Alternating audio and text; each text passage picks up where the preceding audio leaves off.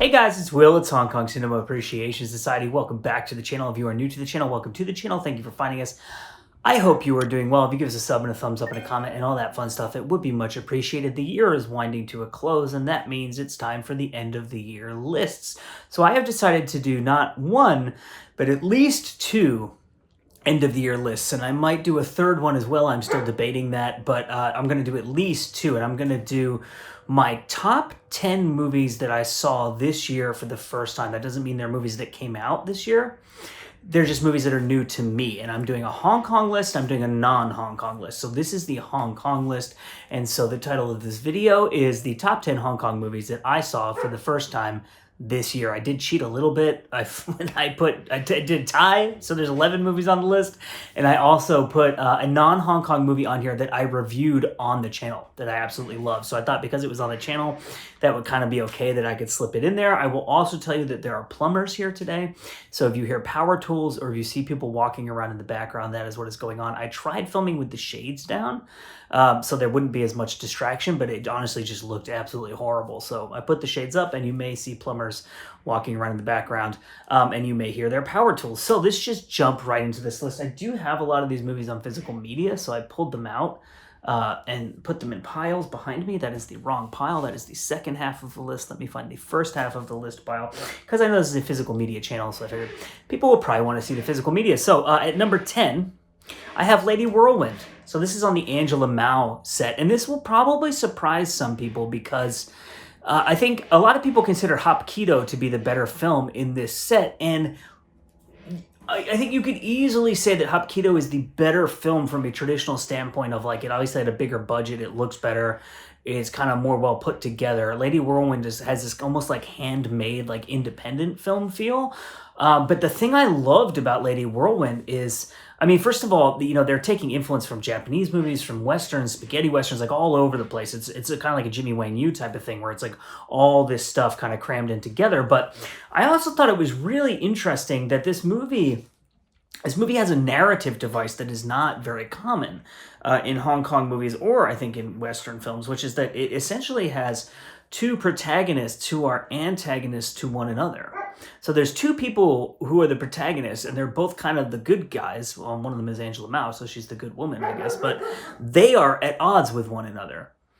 But they're both doing the right thing, and it's just a really interesting narrative device. And I really like the way that I think Kwang Feng, who directed that movie, he makes atypically complex in terms of morality and in terms of plot films for like the old school kind of martial arts basher kung fu era. And so I just really enjoyed that movie. So that was number 10 on my list of my top 10 Hong Kong first watches for the year. At number 9, I have Dreadnought. So I really was not sure whether I had seen this movie before. I thought I had, because I knew the image of the guy with the mask, and I had seen some of the fight scenes before, but upon watching this film, I really don't think I had seen it before. This is the Eureka release, with the reversible artwork here, with that old school poster, which I really like. This is like a kung fu slasher movie, Sherlock Holmes satire detective movie. Like, it's completely insane. And all of it works. It's funny, it's badass, the fighting is amazing, and it's a good, like, creepy slasher movie too, with a guy in a mask going around murdering people. So I just really enjoyed this movie, and I have nothing bad to say about it. It's kind of like a classic what the fuck Hong Kong movie that's just pure entertainment from the beginning to the end, and that's what I really loved about it. And there's a lot of Eureka releases on this list, because Eureka really, I should say, for my personal tastes, Eureka was the label that really killed it this year. Like, I loved basically everything they put out this year. So it's like a lot of this list is Eureka. And so what number are we at now? That was 9. So we're at number 8 on my list of my 10 favorite Hong Kong first watches of the year. This one shouldn't surprise you because I just reviewed this. So if you watch the channel, you'll probably see The Dead and the Deadly. I mean, this is just classic early 80s Sammo Hong Kong comedy that also has these weird ass creatures in it, and is also like actually like a good dark, like kind of thriller type of movie about like betrayal and greed and revenge, but that has Sammo playing this classic kind of clown character who's really funny right in the middle of all this. So it's like a really fun, funny, silly movie that has some really good fight scenes in it, but that's also like this spooky supernatural ghost movie that has great like 80s horror ambiance, like slasher movie John Carpenter vibes, and that also has like kind of some serious stuff about like the nature of greed. And it was just, I really, really, really enjoyed that movie. So at number 7, there's a movie I dropped my pen cap, so I'm bending over to pick it up. At number 7, I have a movie I do not have a physical copy of, and I apologize for that, but the movie is Holy Virgin versus the Evil Dead. So I reviewed this as a Patreon exclusive. So if you want to go and sign up for Patreon, the link is in the description of this video. You just scroll down a little bit and you can expand the description. You will find the link, and we have a tier for $2 a month. We have a tier for $5 a month. We've added a lot of Patreons recently. It's a really cool community. You get lots of comments in there. I get messages in there. I get requests to do certain types of videos. I've been doing exclusive reviews. I've been doing some cut comparisons. So I compared like Super Cop, Hong Kong and international cut. I did Armor of God, Hong Kong and international cut comparisons. And so there's like a lot of videos like that. So you go check that out, and it's exclusive early release, other things of that nature.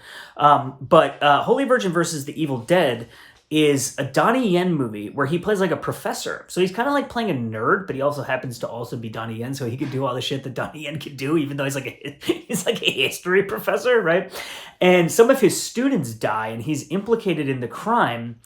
And so he has to kind of clear his name. So he starts, but it's a supernatural crime. So he starts doing this research into like these legends from Cambodia and this like evil goddess. And it's like this kind of like Indiana Jones witchcraft type of movie in the same sense that The Seventh Curse is that type of movie, or like Mortuary Blues or something like that. I like this movie more than The Seventh Curse. It's like full on perv. It's like softcore porn, basically. It's like a super pervy movie, but it's also a really fun action movie. It's got lots of shooting in it and like martial arts fight scenes and stuff like that. But it's also like a good creepy horror mystery with total like 80s slasher movie John Carpenter type of vibes. Like I said about Dead and the Deadly too. So I just absolutely love that movie. I have nothing bad to say about it. And number 6 on my list of my favorite Hong Kong first watches of the year is a movie that I did just very, very recently review.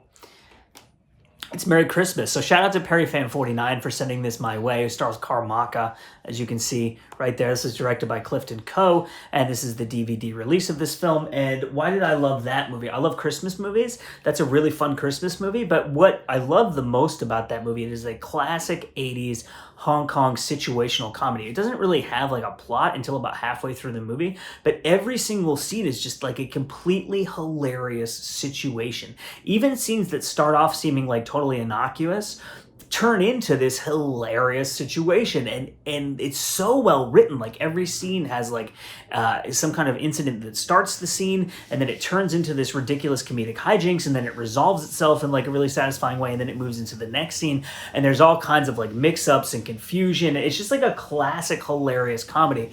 In my review of that movie, I said that it's kind of like watching like a season of a sitcom all at once. Like it's very episodic, like I said in the beginning, with just like lots of comedic setups, but they're all really funny. It's really charming. It's a very like sweet movie. It's a very emotional movie. It's about a family. It's about romance. It's a great holiday movie, and I loved it. And it kind of reminded me of John Hughes in that it has like rude humor, but it's a very kind of earnest and sentimental film that has like very bold, bald emotions, and I just nothing bad to say about it. Again, like I said about the other movies on this list, and I'm reaching for my next pile of movies here because we're getting into the top half of the list. But at number 5 on my favorite Hong Kong movies that I saw for the first time in 2022, I have the PomPom series. So actually I'm cheating here too.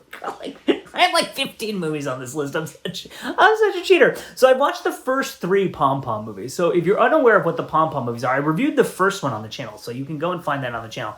But the second and the third one I did as Patreon exclusives. The reason I wanted to see these is I saw Skinny Tiger, Fatty Dragon, you know, in January when Eureka released that, and I just loved that movie. And on the commentary track, Mike Leader talked about the PomPom series and how it was obviously a big influence on Skinny Tiger, Fatty Dragon. So I went and found the PomPom series. It's John Shum and it's Richard and it's like a buddy cop movie where they're both kind of clowns, and it, like Merry Christmas, the movie is really just a series of ridiculous comedic hijinks that just like they're cops, right? And they're trying to find this, they're trying to bust this bad guy. In order to bust the bad guy, I think they're looking for this guy who they think can give them the information they need to bust the guy. So it's a lot of the movies them is just going around looking for this guy, but the places they go to look for they just keep screwing stuff. It's just really, really funny. And the second one is even more of a comedy, like even less of a cop movie.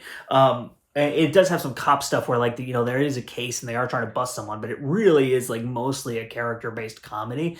And same with the third one. But these movies are like the best of what I, like that classic early to mid 80s Hong Kong comedy. So I think of like the Lucky Stars series and the other kind of Sammo Hung and Jackie Chan movies and like Wheels on Meals and stuff like that. Like and Prince Charming, like which is the, the early Wong Jing film.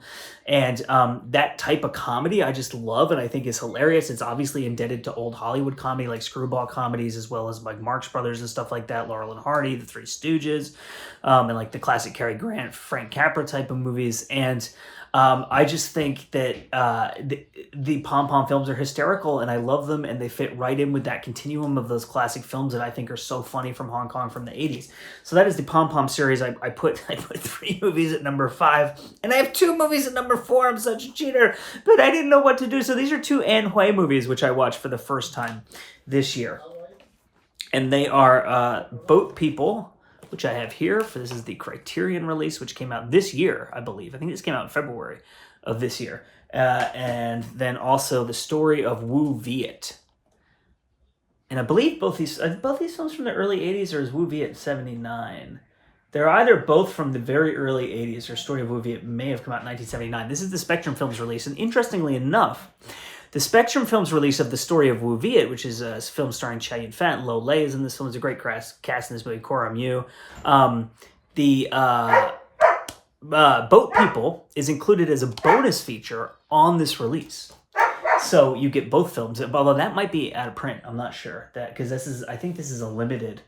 Is this one of their numbered?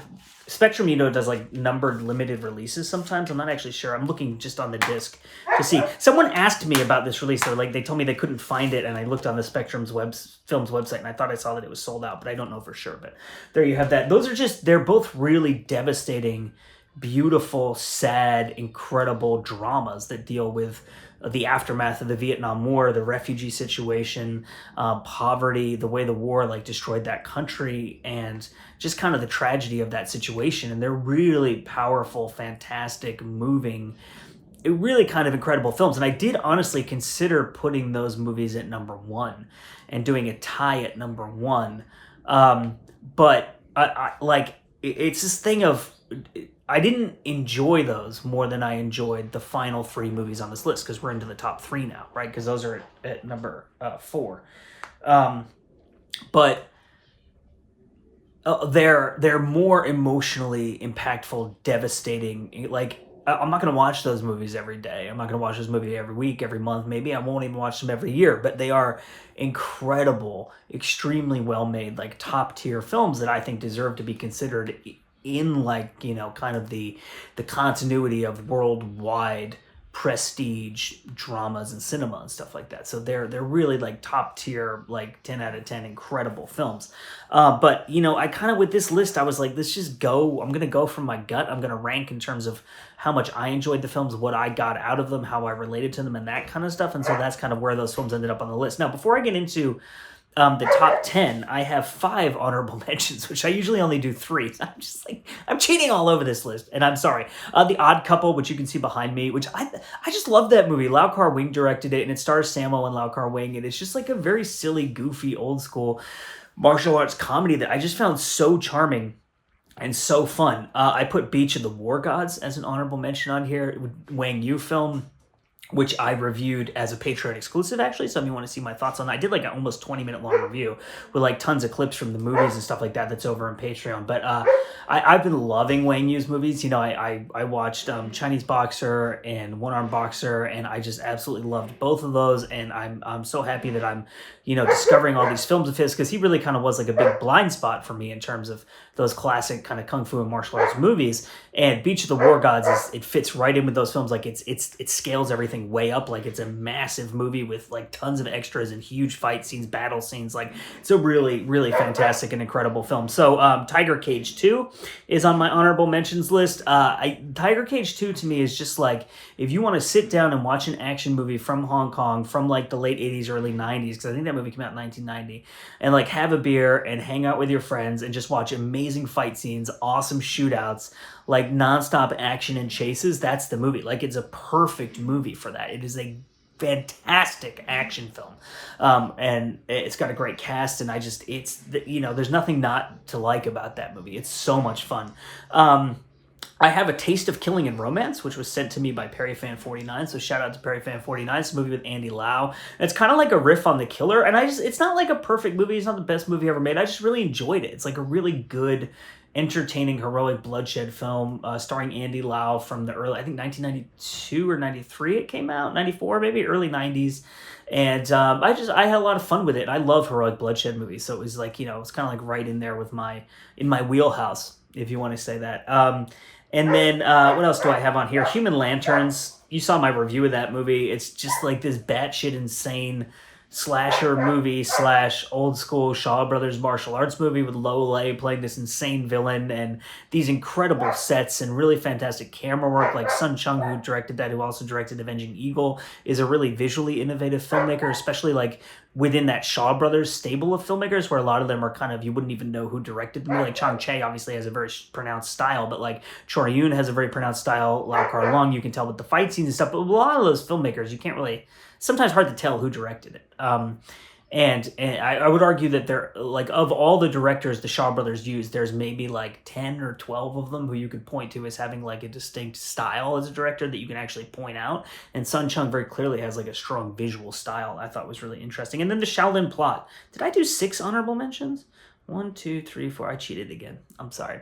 Shaolin Plot. I just, you know, it's an atypically complex martial arts film from that era in terms of the plotting and the morality of it and stuff like that. Like I said about Lady Whirlwind, and I just really enjoyed that movie. I thought it's really well shot. It's a really interesting film, and it was really well done. So now we're in the top 3, and like I said, there is a movie on this list that is a non-Hong Kong movie, which I did review on the channel. It is a Taiwanese film. I really, really came close to putting this at number 1, but it felt unfair, basically, because I have a Hong Kong cinema channel, to put a non-Hong Kong film at number 1. I just didn't sit right with me. So the movie is Execution in Autumn. This was released by Eureka Entertainment as part of the Masters in Cinema series earlier this year. I think it maybe in May of this year. And this movie just blew me away. This is, like I said in my review of it, this is one of the best movies I've ever seen. Like, if I made a list of my top 100 movies I've ever seen, I would put this on there, no doubt. Like, it's not top 10, it's not top 25, but like, this is a phenomenal, incredible, it's so well made, it's so powerful. It's about a guy who's sentenced to death just after all of the executions take place for the year. So in the world of this film, all the executions take place, I believe, on like a Taoist calendar. And according to that calendar, the executions must take place in autumn. And he gets sentenced to death like the day after the executions took place or something like that. So he has to sit in prison for an entire year. And at first, he's not remorseful at all. And then over time, he starts to kind of locate his own humanity. And it becomes this really profound metaphor for the fact that time is essentially all you have, and also the thing that completely governs all that you do. Time is essentially the prison of your life. And whether you have 1 year left or 1 day or 100 years or whatever, you are still bound by time, and it determines everything that you do. So what will you do within the prison of the confines of the time that you have on this earth? It's a really beautiful, profound, and incredible film, and I cannot recommend that movie highly enough. Everyone should go out and buy that release and watch that movie. I mean, I recommended that movie to people who don't even like those types of movies, and they were texting me like, this movie is fucking incredible. Like, thank you. I loved it. And I'm not making that up. That is true. So now we're into the top 2. At number 2, this shouldn't surprise you because I did a crazy rave review of this movie when I watched it at the beginning of this year. You can go back on the channel and see that review. It is My Heart Is That Eternal Rose, starring Canny B. And Tony Leung is in this movie, and Joy Wong is in this movie. And I mean, this is a heroic bloodshed film that is about, brotherhood and romance and the passing of time. And if you've heard me talk about this before on this channel, you'll know, but if you haven't, I find the passing of time to be like one of the most powerful things that cinema can address. So movies like A Better Tomorrow that have a big gap in time, and you see like the rise and fall of the fates of these characters and the way that things change over time and the way that they come to regret things or see life in a different way, and the way that people are born, people live, people die. I think that's a really powerful thing that cinema does really well. And this movie does a really great job of showing the passing of time in the lives of the characters and how it changes them.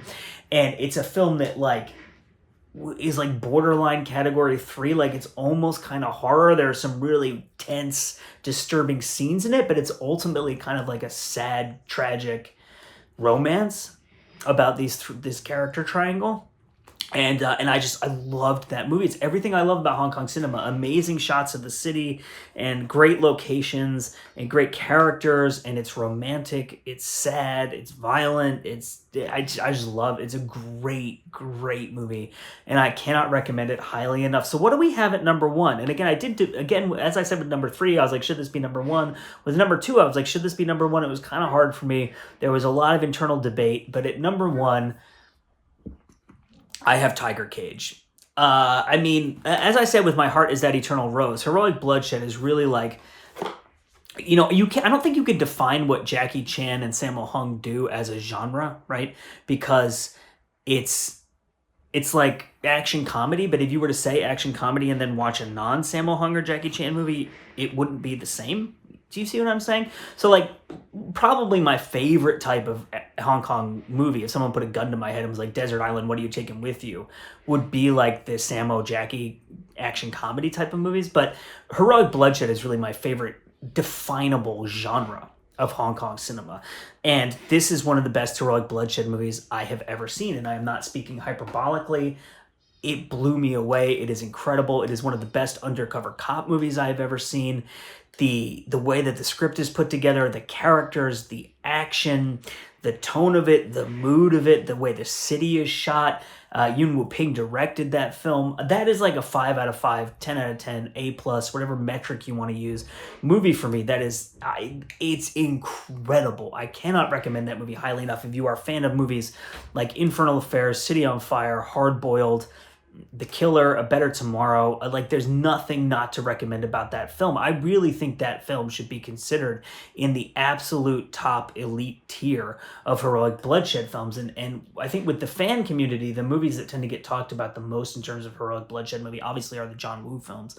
And then you get the Young and Dangerous series is very popular with fans, which was I think about 10 years later. But then you get, the City on Fire because Chow Yun-fat is in it, and other kind of movies of that nature. The Big Heat is a name that I see popping up a lot, in my Facebook group of heroic bloodshed movies that people really like. But that one I don't see come up as much as these other films that I think are considered classics, and I don't understand why. And I guess I've been told by people who saw that movie back in the day. It came out in 1988, so people who saw it back then, or maybe who saw it in the early 90s when it first came out on whatever media it was on, VHS, Laserdisc, whatever, say that it's considered a classic. But for people maybe of my generation, people younger than my generation, people who missed that when it first came out, it just doesn't seem like it's thought of or discussed as highly as those other films. And I think that's kind of a shame, because that movie is incredible. So my name is Will. This is Hong Kong Cinema Appreciation Society. This is my top 10 Hong Kong films that I saw for the first time in 2022. I thank you so much for watching, and we will see you next time.